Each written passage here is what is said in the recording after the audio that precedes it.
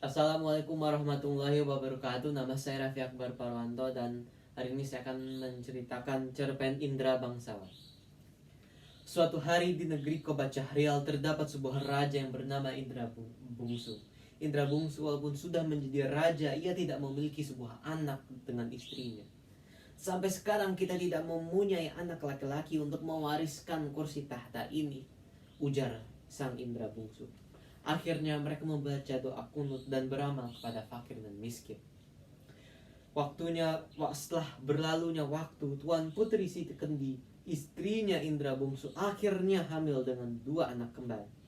Indra Bungsu sangat senang dan bahagia mendengarkan berita ini. Ia menamakan kedua anaknya Syahperi dan Indra Bangsawan. Waktu telah berlalu dan kedua saudara sudah beranjak umur 7 tahun.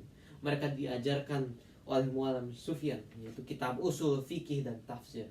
Bahkan kedua saudara itu diajarkan ilmu hikmah, ilmu senjata, dan ilmu peperangan.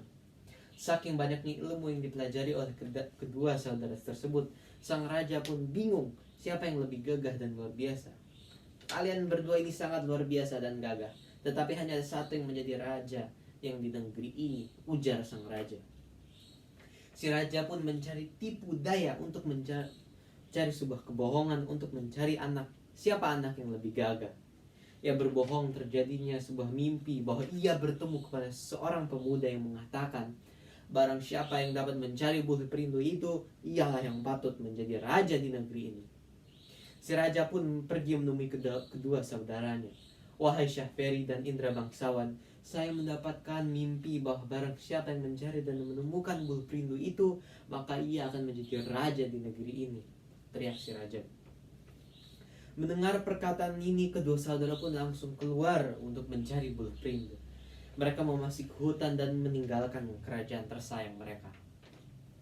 Waktu telah berlalu, kedua saudara mencari bulu perindu tersebut, dan datanglah suatu hari di mana langit gelap gulita, awan bergetar marah, dan hujan yang lebat dan angin yang bertiup selayaknya angin topan membuat kedua saudara terpisah. Setelah cuaca mulai membaik, kedua saudara mencoba mencari satu sama lain, tetapi mereka tak pernah bertemu lagi. Syahperi sudah lama jalan, sesampainya di sebuah taman dan sebuah istana, dan melihat sebuah gedung besar. Syahperi berjalan menuju gendang itu dan ia memukulnya. Siapa yang memukul gendang itu? Jangan memukul gendangnya, seorang teriak melarang Syahperi untuk memukulkannya. Lalu Syahperi mengambil sebuah pisau dan ia membuka gendang itu. Setelah merobek dan membuka gendang itu, maka keluarlah sebuah putri cantik bernama Putri Ratnasari. Terima kasih Tuan karena telah menyelamatkanku, tutur sang putri. Putri Ratnasari menjelaskan bahwa negerinya telah dikalahkan oleh Garuda. Itulah sebabnya ia ditaruh di dalam gendang bersama orang-orang lainnya. Tak lama kemudian, Syahperi mendatangkan Garuda itu dan membunuhnya. Kejadian setelah itu membuat Syahperi dan Putri Ratnasari menikah. Namun di sisi lain, Indra Bangsawan masih mencari saudaranya. Dalam pencarian saudara ini, ia menemui sebuah padang yang luas, dan di dalam padang tersebut ada sebuah gua. Ia memasuki gua tersebut dan ia bertemu seorang raksasa. Ia menjadikan raksasa itu sebagai neneknya sendiri.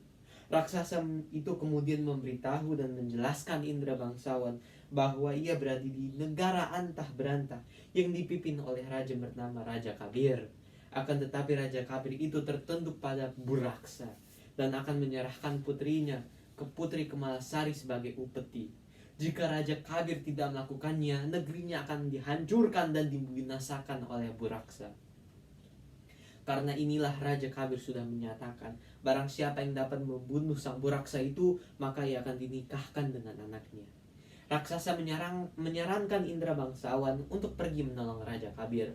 Indra Bangsawan setuju.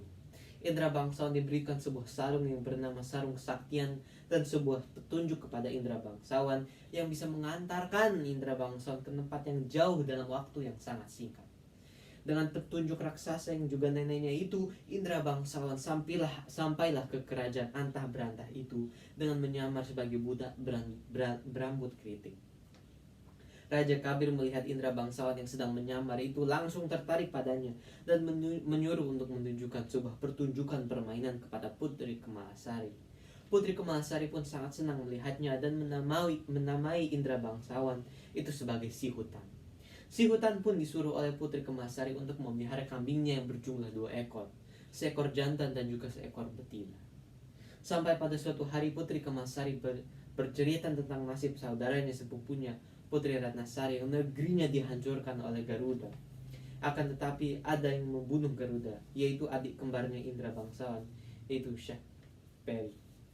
Apakah mereka akan datang? Tanya Putri Kemalasari yang bersedih.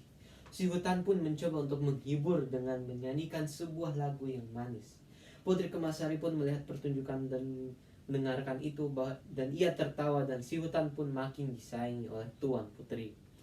Selang beberapa waktu dan hari-hari telah berwaktu, Putri Kemalasari jatuh sakit.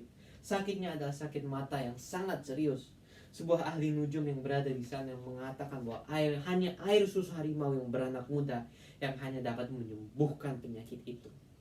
Raja pun memerintahkan kepada banyak orang, barang siapa yang dapat susu harimau beranak muda itu, ialah akan menjadi suami Tuan Putri saya. Setelah mendengarkan perkataan dari si raja, si hutan pun langsung bergerak pergi mengambilkan sebuah buluh yang berisi susu kambing dan menyangkutkan pada pohon kayu serta duduk di atas pohon itu tersebut. Sarung kesaktiannya yang dikeluarkan dan rupa asli dari Indra bangsawan pun kembali seperti dahulu kala. Datanglah 9 anak raja yang juga ikut meminta susu kambing itu yang disangkanya adalah sebuah susu harimau. Indra bangsawan berkata susu itu tidak akan dijual dan hanya disangkanya dan diberikan kepada orang yang memberikannya bagian kain dan dari tubuhnya yang diselit. Ke-9 anak raja tersebut dengan senang hatinya menyisingkan kainnya untuk diselit dan diberikan kepada Indra bangsawan. Ke-9 anak raja tersebut dengan senang hati mempersembahkan susunya kepada sang raja. Tetapi sebuah tatib berkata bahwa susu itu bukan susu harimau, melainkan cuma susu kambing. Sementara itu Indra bangsawan telah berhasil mendapatkan susu harimau beranak muda itu dari neneknya. Dan dia menunjukkan susu tersebut kepada raja. Tatib berkata, inilah susu harimau yang sebenarnya. Dan lalu dia diperaskan susu harimau itu kepada mata Tuan Putri. Setelah 3 kali diperaskan oleh tatib, Tuan Putri pun sembuh. Sampailah pada waktu penyerahan putri pada Buraksa. Setelah mendengarkan hal itu, Indra bangsawan pergi menemui neneknya raksasa. Lalu raksasa memberikan seekor kuda hijau dan mengajarkan cara membunuh Buraksa. Lalu Indra bangsawan segera menyusul datang dan menemui Tuan Putri Kemalasari. Tuan Putri terharu akan kesaktiannya dan menamainya si kembar. Tuan Putri pun menyilakan naik ke istana itu. Setelah menahan jerat pada mulut bejana dan mengikatkan ujung tali pada leher kuda, Indra bangsawan menyuruh kepada kudanya untuk menarik jerat itu bila Buraksa datang meminum airnya. Si kembar pun naik ke istana Tuan Putri. Seketika itu Buraksa datang dengan suara yang bergerumuh. Tuan Putri ketakutan, tetapi Indra bangsawan berusaha menenangkannya. Buraksa mendekatkan mulutnya ke bejana air bermaksud untuk meminum. Lalu ia meminumnya dan memasukkan kepalanya ke dalam bejana tempat jerat tertahan itu. Kuda hijau si kembar menarik tali jerat itu dan Buraksa pun terjerat. Si kembar segera datang memarangnya hingga mati, mengiris hidungnya dan matanya. Setelah itu si kembar pun mengucapkan selamat tinggal kepada Tuan Putri dan gaib daripada itu. Tuan Putri tercengang, lalu ia berpikir bahwa orang muda itu pasti Indra bangsawan. Kemudian raja datang dan melihat bahwa Buraksa sudah mati. Telinga, mata, kulit kepala, jari tangan, dan kaki Buraksa dibawa kepada sang raja. Raja kaget dan tidak percaya mereka sudah membunuh Buraksa itu.